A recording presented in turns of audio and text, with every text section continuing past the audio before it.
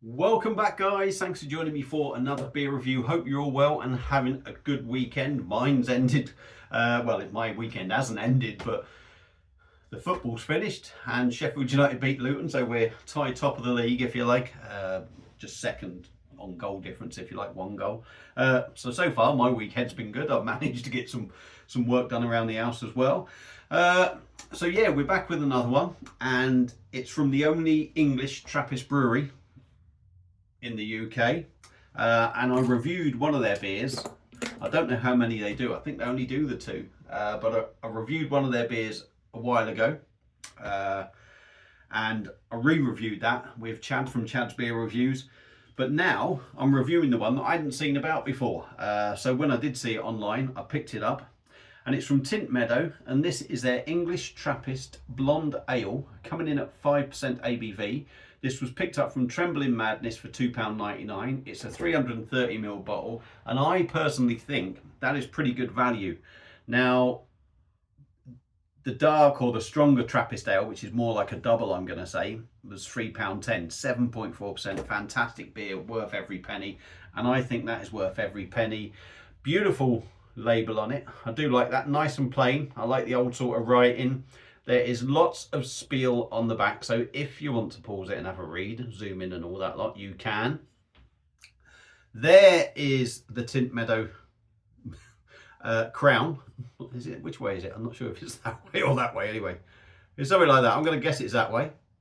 So we're going to get this out. It's just come out of the fridge. I've got to admit, it's probably too cold. It's probably about 5 degrees. Basil has the Tynt Meadow glass, so we are going to whack it in there. Lovely little glass. So let's stop talking, get it cracked open and see what we get with this beer. Blonde Ale, 5%, English. I reckon it's going to be decent, you know. I reckon it's going to be pretty damn good. Good, honest sort of beer. I am partial to a blonde ale. Like I say, their double, if you want to call it a double, is a fantastic beer, really good, and I fully expect this one to be like that. I've virtually got it all out. We'll see if we get some yeastiness in there, hazing up. That's hazed up a bit there. So, beer in a glass. Your side with the light on it is probably like the true reflection. It's sort of orange, if you like, burnt orange. My side looks a bit darker. It's hazy. Let me hold it up. I'm not seeing any carbonation, but I'm sure there is some going up. And we got about half a finger of white on top. So I'm going to try and give it a swirl without spilling it, which I'm struggling to do, though I haven't spilt it yet. Let's have a sniff, see what the old nostrils get. Oh yeah, that yeasty sort of thing going on that you expect from a Belgian beer. Very citrusy. Yeasty, lemon, lime, sort of citrus, zesty note I'm getting. Yeah, and it just feels like a light blonde ale. I can't really say I'm getting anything else off it. Maybe a little bit of a herbal note. But other than that, yeasty, herbal, lemon and lime sort of zesty note. So without further ado, let's dive in. Tynt Meadow English Trappist Ale, and this is their blonde coming in at 5%. Cheers.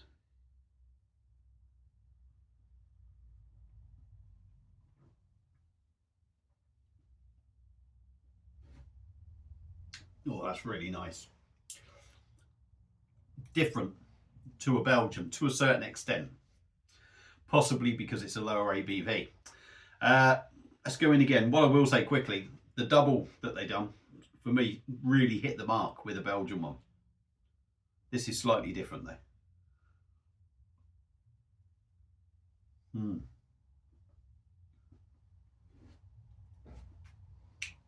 Body's nice, 5%. It's not a huge ABV, but the body's nice. It's not a weigh you down body, but it is there. Very smooth and very soft in the mouth, it's got to be said.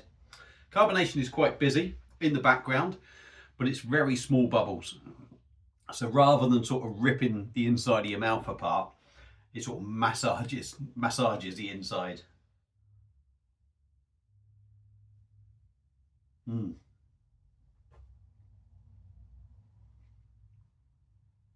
Yeah, very nice. That carbonation, like I say, lots of small bubbles. It sort of, you'll drink it and there's nothing there. Then all of a sudden, there's this gush of carbonation. But like I say, small bubbles that sort of massages the inside of your mouth.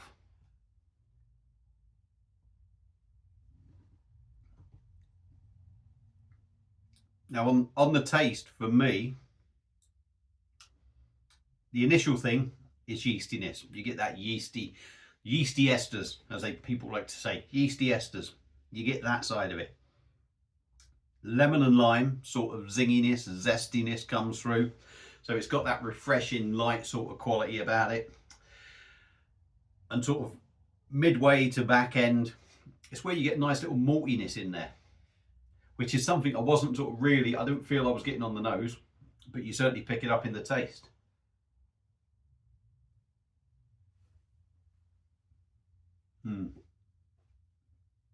Almost a little brown bread sort of feel, I think.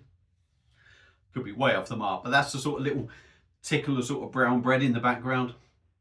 There's possibly as well a touch of sweetness there on the back end, and you possibly pick up a very, very sort of subtle caramel sort of note, toffee note. Would be subtle though, but that's really drinkable. That's really nice.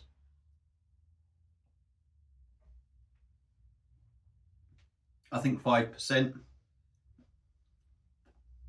You could be fooled into thinking you're drinking something 6.5%, I think, with this. Certainly with the flavours there. Like I say, it feels like a blonde ale, but it does feel slightly different from a Belgian blonde. I wouldn't say sort of like lemon and lime zestiness is something I pick up really with a Belgian blonde. You tend to get sort of, there is a herbal note in there, but you tend to pick more sort of herbal notes, I think, up in Belgian blonde. You get that clove, you get that banana sort of thing going on, bubblegum.